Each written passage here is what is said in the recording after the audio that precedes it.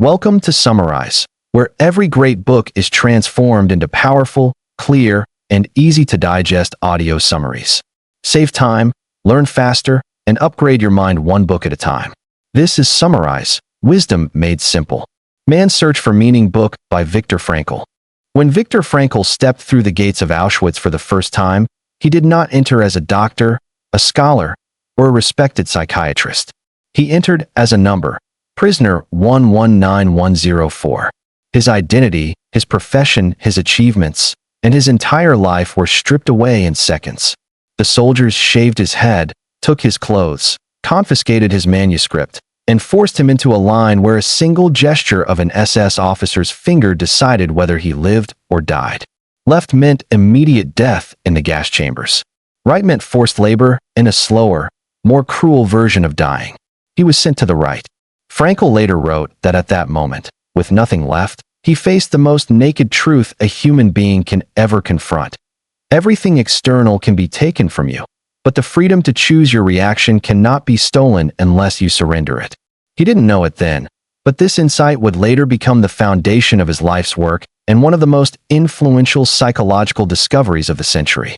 Inside the camp, survival was not dependent on the strongest body, the smartest mind, or even the most obedient prisoner. Survival depended on something far deeper, the ability to hold on to meaning when the world turned into hell. Frankl learned quickly that the concentration camp functioned like a machine designed to erase hope. Every day followed the same inhuman rhythm, waking up frozen at 3 a.m., being kicked out into the winter darkness, marching miles to work on empty stomachs, watching fellow prisoners collapse, starve, freeze, or get beaten to death. They slept on wooden planks, crammed together like objects, not humans. Food meant a single bowl of watery soup that barely qualified as nourishment. Men died for stealing a piece of bread, and sometimes, men died simply because they had lost the will to continue. Frankl observed a terrifying pattern.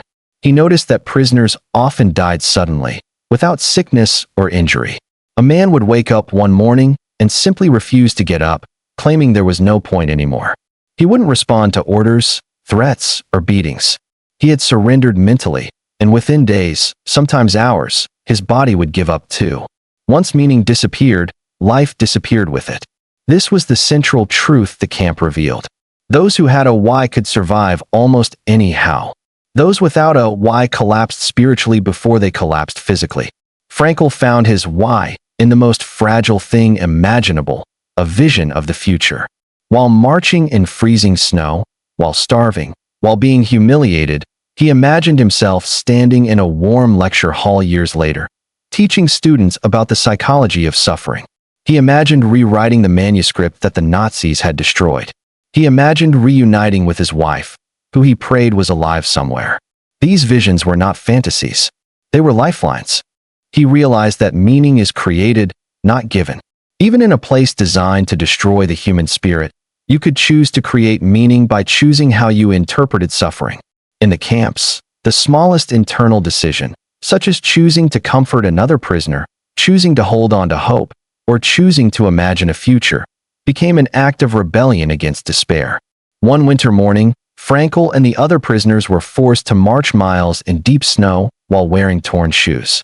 A guard shouted, "Faster! Faster!" as prisoners stumbled, slipping on ice. Frankl felt his body begin to fail. He was exhausted beyond measure, physically broken. But then, a thought came to him. A thought so powerful it pierced through misery like a burst of sunlight. He imagined his wife's face, her gentle smile, the warmth of her eyes. He didn't know if she was alive or dead, but in that moment, it didn't matter. Her image sustained him. Love, Frankl wrote later, is the ultimate and highest goal to which man can aspire. In the camp, his wife's image became his anchor, his purpose, his reason to endure. It filled him with strength in moments he otherwise wouldn't survive. While the guards tried to break prisoners into obedient, hopeless shells, Frankl noticed that prisoners could still make micro-choices that revealed their true nature. Even in the darkest environment, people maintained the freedom to be compassionate or cruel. Some prisoners stole food from the weak. Others shared the last piece of bread they had. Some betrayed their fellow inmates for favors. Others risked their lives to help complete strangers. Frankl understood a profound truth. Suffering does not automatically ennoble a person. Only the choices made within suffering determine character.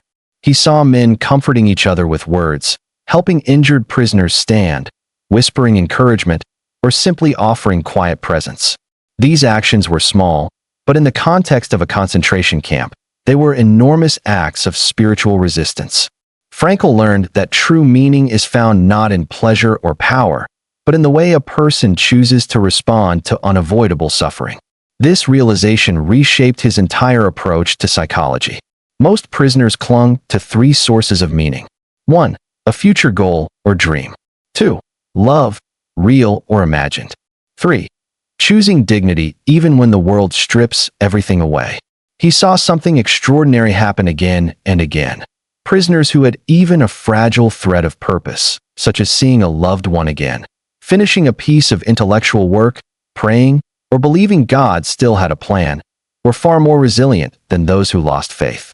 The Nazis took everything physical from the prisoners, but they couldn't take the inner world unless the prisoner surrendered it. Frankl realized that even when a man is deprived of every external freedom, he still retains the final, ultimate freedom. The freedom to choose one's attitude in any given circumstance. This was not a metaphor. It was a real distinction between life and death. One day, Frankl and the others were forced to dig trenches in the frozen ground. The men were exhausted and starving. Their hands bled from handling rough tools. Many prisoners collapsed. The guards stood there with a whip, striking anyone who slowed down. Frankl remembered a fellow prisoner beside him whispering, "If our wives could see us now." Both men managed a weak smile through the frost. Frankl thought, yes, if they could see us now, with pride, not pity.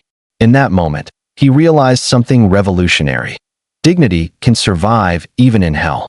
The guards could control their bodies, but they could never reach their minds unless the prisoner voluntarily allowed despair to take over. Frankl discovered that life is never made unbearable by circumstances, but by lack of meaning and lack of hope. When a man believes there is still something to live for, even a small possibility, he endures the unendurable. When a man believes there is nothing left to live for, he dies internally long before his body collapses. Some prisoners survived unspeakable horrors because they refused to surrender their inner world. Others, who had previously been strong and confident in normal life, died quickly because they lost faith or purpose. Frankl began quietly practicing psychotherapy inside the barracks. He comforted men who had given up. He encouraged prisoners who were ready to commit suicide. He reminded them that life still expected something from them, even if they didn't know what it was yet. He told one man who wanted to die that his child abroad needed him. He told another that his unfinished scientific work mattered. He told another that surviving this suffering would make him a witness for future generations. Meaning, he discovered, doesn't have to be grand. It only needs to be personal. One of the most powerful moments occurred when Frankl himself almost gave up. One morning, he found himself thinking, "I cannot endure another day. This is hopeless." Immediately after this thought, he noticed a prisoner fall in the snow from exhaustion.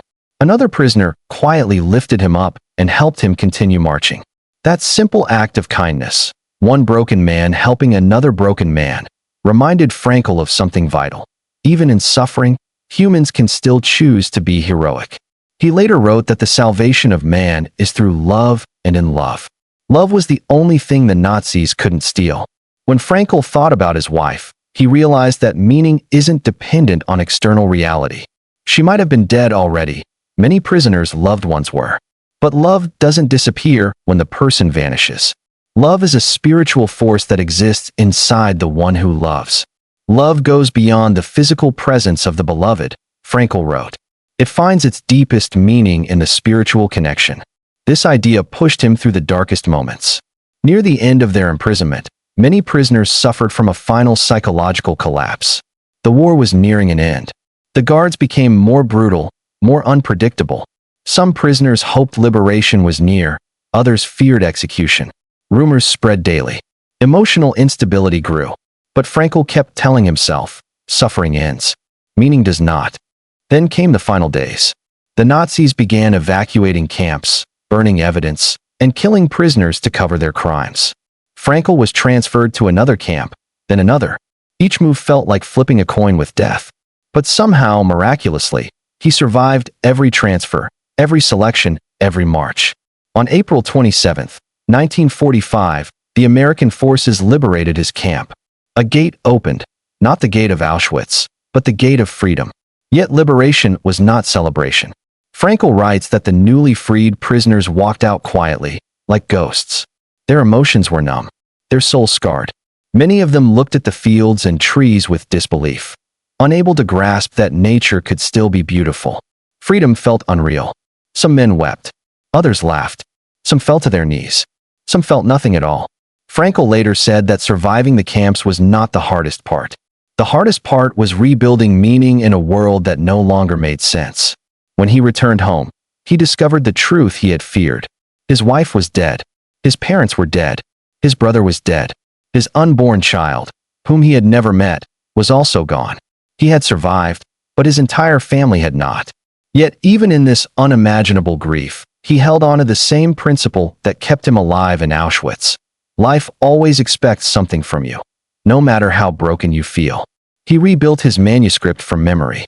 He began lecturing again. He wrote books. And he developed logotherapy, a new form of psychotherapy based on the idea that the primary human drive is the search for meaning. Frankl's message to the world is not that suffering is good, but that suffering is unavoidable. And the moment it becomes unavoidable, it becomes an opportunity to choose how you respond. He teaches that meaning can come from three pathways: work or creation, doing something meaningful; love, caring for someone or being devoted to someone; suffering, transforming struggle into strength when suffering cannot be avoided. He believed that modern problems, depression, anxiety, emptiness, often come not from pain, but from a lack of meaning. People have comfort, but no purpose. They have entertainment, but no direction. They have freedom, but no inner why. Frankl's experience proves that even in the worst conditions imaginable, humans can find purpose, dignity, courage, and spiritual strength. Frankl's freedom brought with it a brutal confrontation. The world he dreamed of returning to no longer existed.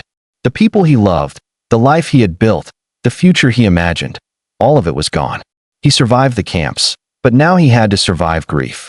And unlike the forced suffering of the concentration camps, this suffering came from life itself. There was no guard to blame, no enemy to fight, only the simple, devastating reality of loss. But this is where Frankl's philosophy became more than theory. It became the most powerful example of his own teachings. He refused to let tragedy break him. He refused to surrender to despair. He refused to believe his life had ended just because his old life had been destroyed. Instead, he returned to the one truth that carried him through the camps. Life is never meaningless. Meaning can always be rebuilt. He realized that even grief could be purposeful if he interpreted it through love. His suffering for his wife was a sign of how deeply he had loved her. His heartbreak was a tribute to her memory. His pain could honor her instead of destroying him. And from this perspective, grief transformed into a mission. Frankl decided that if his loved ones had died, then he must live in a way that ensures their suffering was not pointless. He told himself that everything he learned in the camps had to be used to help others. He had to show the world that meaning is possible in every circumstance. He had to prove that the human spirit is stronger than fate. This became his new why. Instead of being crushed by tragedy, he used tragedy as fuel. He rebuilt his manuscript, Man's Search for Meaning, in just 9 days. It poured out of him like a dam that had finally burst. Every insight from the camp, every story of endurance, every spark of hope he witnessed, he captured all of it with clarity and purpose. He wrote with urgency not to relive the past, but to prevent future generations from falling into the same meaninglessness that could destroy them from within. The manuscript was published quietly. Frankl never expected it to be famous. He thought only a handful of people might read it. But instead, it became one of the most important books of the 20th century. Millions of people would go on to find hope and clarity through his words. But Frankl wasn't interested in fame. He was interested in healing. He began treating patients again.